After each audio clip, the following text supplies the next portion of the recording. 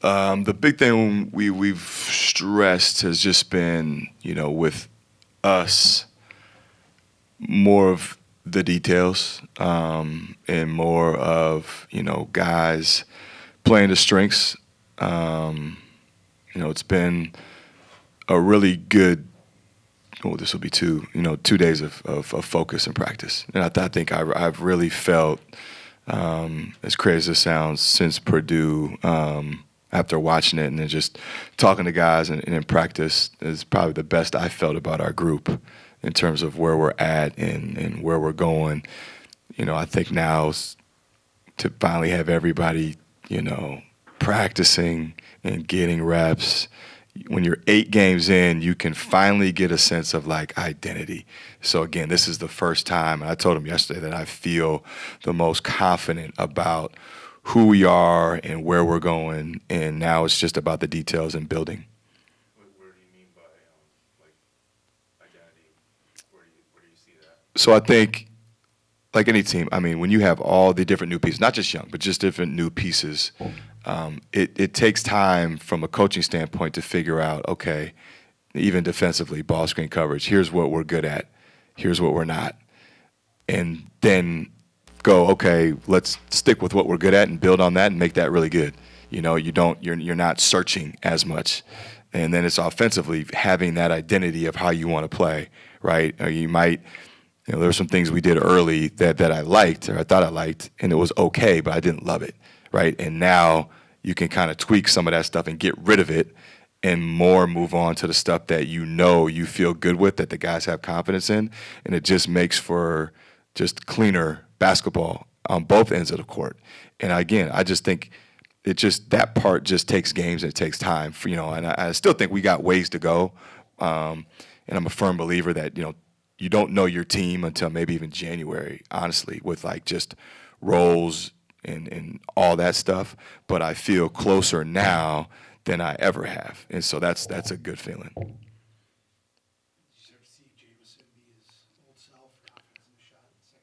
Yeah, and again, that's to the point of like why we're getting to where we need to go, and I talked to him about, everybody when they come off an injury wants to be as good as they were right before they got hurt, and the reality is it just doesn't work that way, and again, he needed the game reps, he needed the practice reps, which he hadn't gotten. California, we didn't practice for that, So now he's finally got those practice reps and those game reps under his belt, and now the timing is there. And then you see a couple go in because you got legs. Well, now the confidence is there, right? And again, that's what happens. And same thing with Dawson. I think, he did not practice for 5 days leading up to Purdue, but then the day before in the game, you can see it's flushing out of his system, if that makes sense. So now you see like he's getting back to before he was sick. And it takes those practice reps. And so, and I love the fact that we got a chance to play a team that's probably the hottest in the country right away, because, I'm big on that's how you want to be judged. That's where we can say, okay, where do we stack up right now in game 8? And then that gives you a better understanding of like, okay, there were possessions in that game where we were really good. And for a decent stretch, we were really good. And okay, let's build on that. Like you've proven, and we've proven that we can play at that level. Now can we take it, instead of being at 2, 3, 4, 5 minutes or 2, 3, 4, 5 stretches, like can we do that for a half? And then can you do that for 30 minutes and then eventually get to 40 minutes? But to see all that early for me is huge.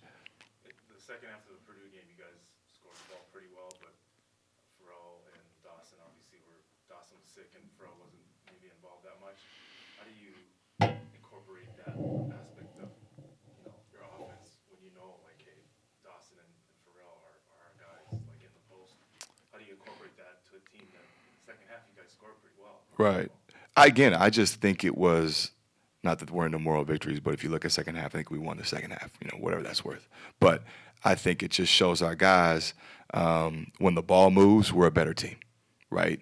And we were able to put in some different stuff offensively after we looked at it and said, okay, This is different than last year. Last year with Peyton, you could maybe do more isolation stuff, or you could do more quick hitter stuff. Or with an older group, you could run quicker actions. Whereas now, okay, we got to get the ball moved. We've seen that over 7-8 games. We're better when that thing gets reversed a couple times, right? And we keep it kind of in our continuity type offense more than just a straight ball screen. We're better. And so you just try to emphasize that. Like, the ball's got to get multiple sides. Multiple guys got to touch it, got to keep it hot.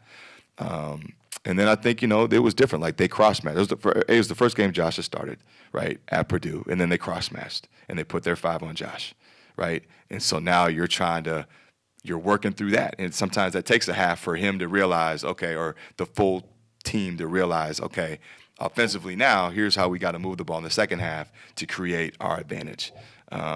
So I think that's why I feel good, is because there were those steps were taken. And then, again, if you can do that at Purdue on the road, well, that should give you confidence to be able to do it against anybody in our league. With Hunter, how was the challenge different than Edie? Obviously, they're different players, Yep. but still a 5 and force. Yeah, it's the benefit of going against them back-to-back, because there's a lot of similar principles defensively. Hunter obviously can stretch out to 3 and can stretch out to 17. Is very skilled in the low post. Is a good passer. So there's a lot of similarities. I think the biggest difference is that Hunter can pick and pop, and he's willing to take those, and they do stuff to get him on the perimeter, to get those kind of naked ball screens or open threes on the open side. So that'll be the biggest challenge. But other than that, I think it is a lot of schematically the same stuff defensively, with both those guys. I think you alluded to it, but Drayton's available tomorrow. Yep, he's back.